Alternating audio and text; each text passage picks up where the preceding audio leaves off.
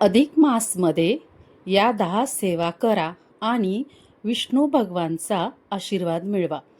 नमस्कार मित्रांनो, तुमच्या जीवनात सतत अडचणी येत आहेत का? घरात शांतता नाहीये, मन अस्वस्थ राहतंय, तर सुरू झालेल्या अधिक मास तुमच्यासाठी खूप खास असू शकतो.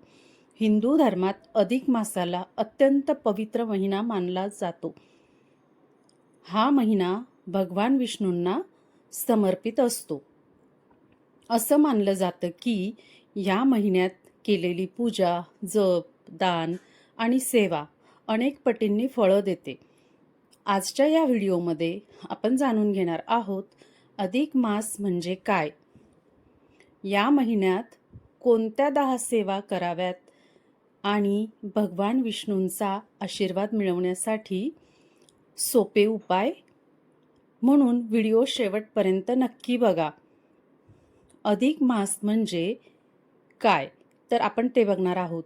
मित्रांनो, हिंदू पंचांगानुसार जेव्हा चंद्रमास आणि सूर्य वर्ष यामध्ये फरक निर्माण होतो, तेव्हा तो समतोल राखण्यासाठी एक अतिरिक्त महिना येतो, त्याला अधिक मास असे म्हणतात. या महिन्याला पुरुषोत्तम मास देखील म्हटलं जातं, कारण हा महिना भगवान विष्णूंना प्रिय मानला जातो. या काळात केलेली भक्ती, दान आणि सेवा खूप शुभ मानली जाते. त्यानंतर आपण काही सेवा बघणार आहोत. तर सेवा नंबर 1, विष्णू मंत्र जप. दररोज सकाळी किंवा संध्याकाळी ओम नमो भगवते वासुदेवाय हा मंत्र 108 वेळा म्हणा. हा मंत्र मन शांत करतो आणि घरात सकारात्मक ऊर्जा निर्माण करतो असं मानलं जातं. त्यानंतर 2 नंबरची सेवा आहे तुळशीची पूजा. भगवान विष्णूंना तुळस अतिशय प्रिय आहे. दररोज तुळशीसमोर दिवा लावा आणि 11 प्रदक्षिणा घाला. तसेच श्री विष्णवे नमः म्हणत प्रार्थना करा. असं केल्याने घरात सुख शांती राहते असं मानलं जातं. त्यानंतर 3 नंबरची सेवा आहे अन्नदान. अधिक मासात गरिबांना अन्नदान करणं खूप पुण्याचं मानलं जातं. एखाद्या गरजू व्यक्तीला भोजन द्या, पक्ष्यांना धान्य टाका, गाईला चारा द्या. असं केल्याने भगवान विष्णू खूप प्रसन्न होतात असं मानलं जातं. त्यानंतरची सेवा आहे विष्णू कथा किंवा गीता वाचन. या महिन्यात भगवद्गीता, विष्णू पुराण किंवा श्रीमद भगवत ऐकणं आणि वाचणं शुभ मानलं जातं. दररोज फक्त 10 मिनिटं जरी वाचन केलं तरी मनाला शांतता मिळते.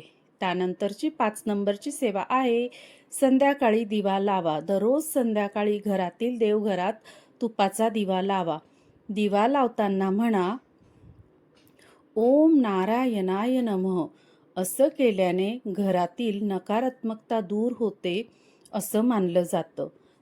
त्यानंतरची सेवा आहे पिवळ्या वस्तूंचं दान. भगवान विष्णूंना पिवळा रंग अतिशय प्रिय मानला जातो.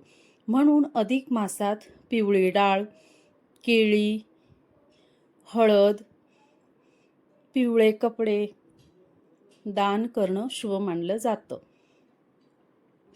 त्यानंतरची सेवा आहे उपवास आणि सात्विक आहार. या महिन्यात शक्य असेल तेव्हा सात्विक भोजन करा.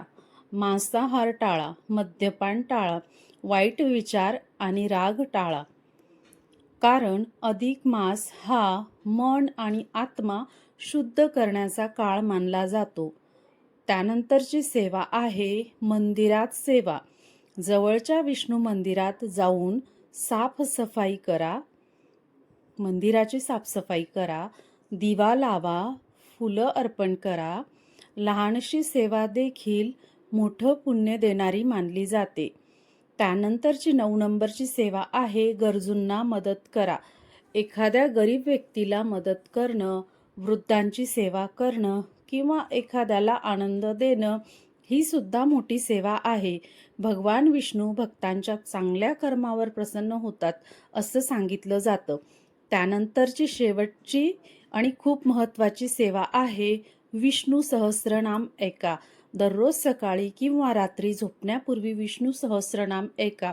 यामुळे मन शांत राहतं आणि घरात सकारात्मक वातावरण तयार होतं. असं मानलं जातं की अधिक मासात काय करू नये, कोणाचाही अपमान करू नका, खोटं बोलू नका, वादविवाद टाळा, गरिबांना त्रास देऊ नका. कारण या महिन्यात केलेली चांगली आणि वाईट कर्म लवकर फळ देतात, असं मानलं जातं. या सेवांचे मानले जाणारे फायदे: घरात सुख शांती येते, सकारात्मक ऊर्जा निर्माण होते, मन शांती, आर्थिक अडचणी कमी होण्यास मदत होते, भगवान विष्णूंची कृपा आपल्या सगळ्यांवर राहते. तर मित्रांनो, या पवित्र अधिक मासात या 10 सेवा नक्की करून बघा.